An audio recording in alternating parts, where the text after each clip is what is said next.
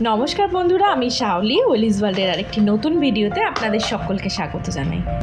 বাড়িতে থাকলে তো মা শাশুড়ি মায়ের হাতে অনেক পিঠে খাওয়া হয়, কিন্তু এখানে নিজেকে একাই বানিয়ে খেতে হবে। তো তাই আজকে বানাচ্ছি দুধ পুলি বা পুলি পিঠে। তো দুধ পুলি বানানোর জন্য এখানে আমি নিয়ে নিয়েছি চালের গুঁড়ো, আর চালের গুঁড়োর সাথে অ্যাড করে দিচ্ছি অল্প একটু নুন। ছোটোবেলায় আমার ঠাকুমাকে দেখতাম এরকম মিষ্টি কিছু বানাতে হলেই একটু নুনের ছিটে দিত, তো আমিও এখানে সেটাই দিলাম। আর এখানে ভালো করে নুনটা মিশিয়ে নিয়ে এবার এখানে অল্প অল্প করে গরম জল অ্যাড করে এটা ভালোভাবে মেখে নেব।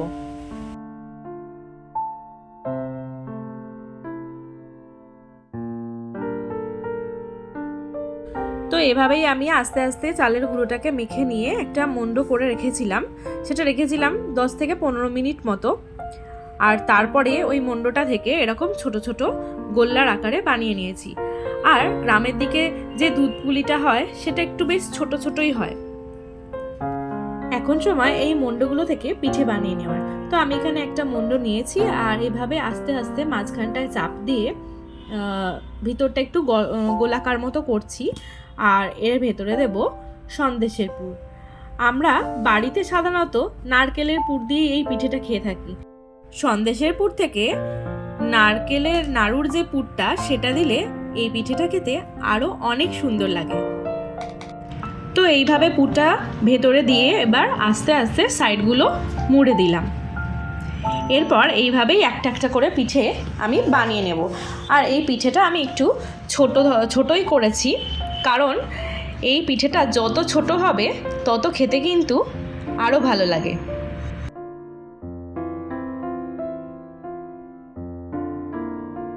তো এইভাবে আমি একটা একটা করে পিঠে সব বানিয়ে এখানে রেখে দিলাম।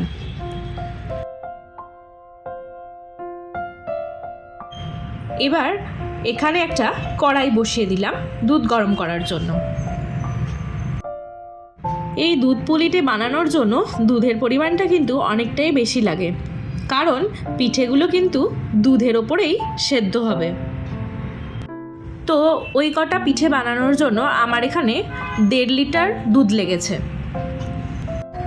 দুধটা কিছুটা পরিমাণ গরম করে নিচ্ছি। দুধটা হালকা গরম হলে এখানে দিয়ে দিলাম কতগুলো এলাচ। পিঠেটার মধ্যে আরও ভালো স্মেল আনার জন্য আমি এখানে এলাচটাকে একটু পিষে দিচ্ছি, তারপরে দুধের ওপরে দিয়ে দেব।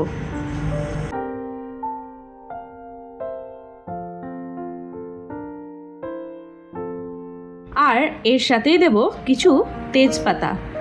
তেজপাতাটাও একটু টুকরো টুকরো করে দিলে ভালো হয়, তাহলে স্মেলটা ভালো আসবে। তেজপাতাটা এখানে স্কিপ করা যেতেই পারে, কিন্তু আমাদের এই স্মেলটা ভালো লাগে সেজন্য আমি এখানে অ্যাড করেছি।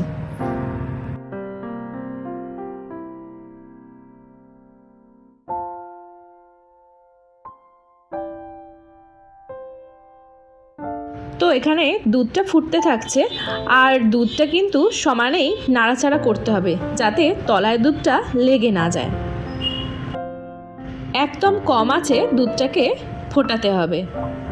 আর দুধটা খুব ভালোভাবে ফুটেলে তারপরেই দিতে হবে পিঠেগুলো।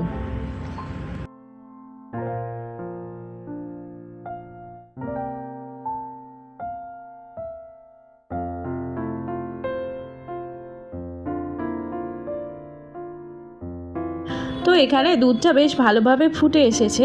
এবার আমি অ্যাড করে দেব আগে থেকে বানিয়ে রাখা ওই পিঠেগুলো।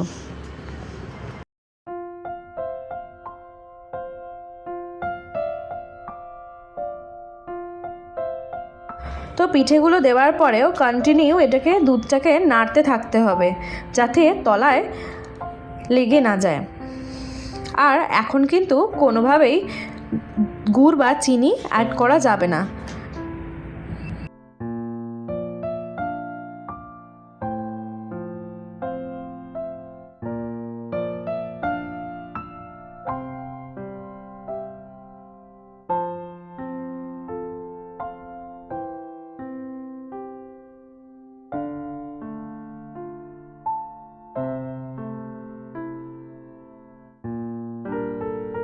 তো এখানে কন্টিনিউ আমি পিঠেগুলো নাড়তে থাকছি।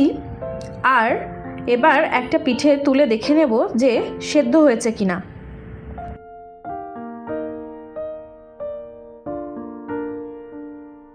পিঠেটা সেদ্ধ হওয়ার পর ইন্ডাকশানটা বন্ধ করে দেব। এটা একটু ঠান্ডা হয়ে এলে তারপরে এর মধ্যে অ্যাড করব গুড়। হালকা গরম অবস্থাতেই কিন্তু গুড়টা অ্যাড করতে হবে, না হলে দুধটা কেটে যেতে পারে।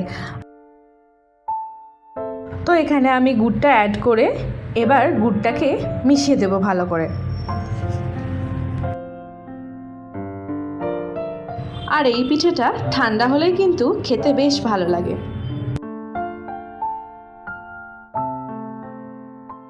তো এখানে আমার একদম রেডি হয়ে গেছে গ্রাম্য পদ্ধতিতে দুধ পুলি বা দুধ পিঠে।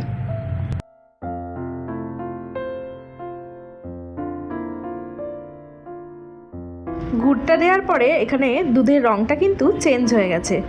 এই পিঠেটা চিনিরও বানানো যায়, কিন্তু চিনির থেকে শীতের সময় এই গুড়ের পিঠেটাই বেশ ভালো লাগে।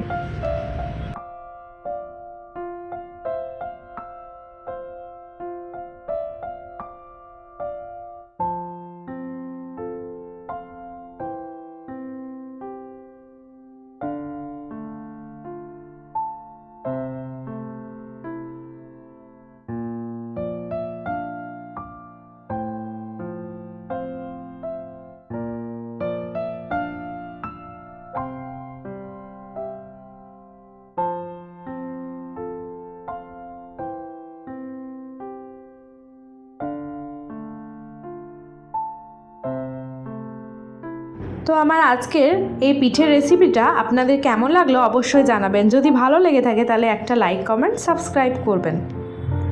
আর এখন পালা পিঠেটা টেস্ট করে দেখার।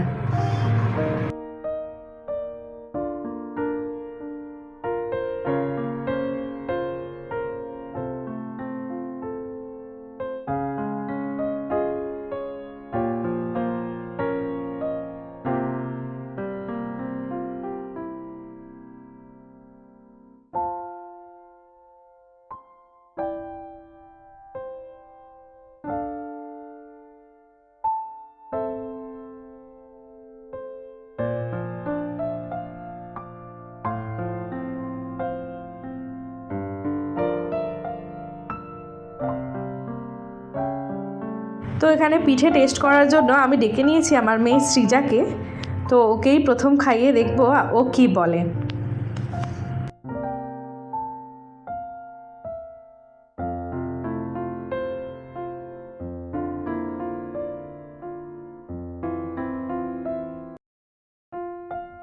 এই পদ্ধতিতে পিঠে বানালে কিন্তু খুব নরমও হয়। তো আমি এখানে কেটে দেখাচ্ছি যে কতটা নরম হয়েছে পিঠেটা। যেহেতু এক হাতে কাটছি সেজন্য ঠিক ভালোভাবে কাটতে পারিনি, কিন্তু ভালোই নরম হয়েছিল।